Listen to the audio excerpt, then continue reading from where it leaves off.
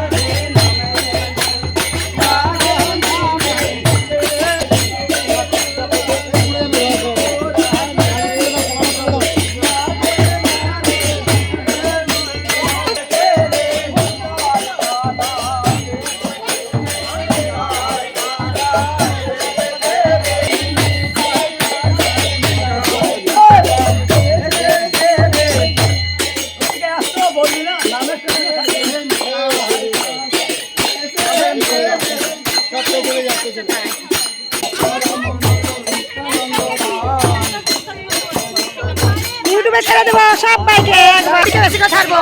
এটা আমাদের মাম্পি দিদি ভাই ইউটিউবে ছেড়ে দেবো একেবারে, তাড়াতাড়ি দেখো। দেখছে না?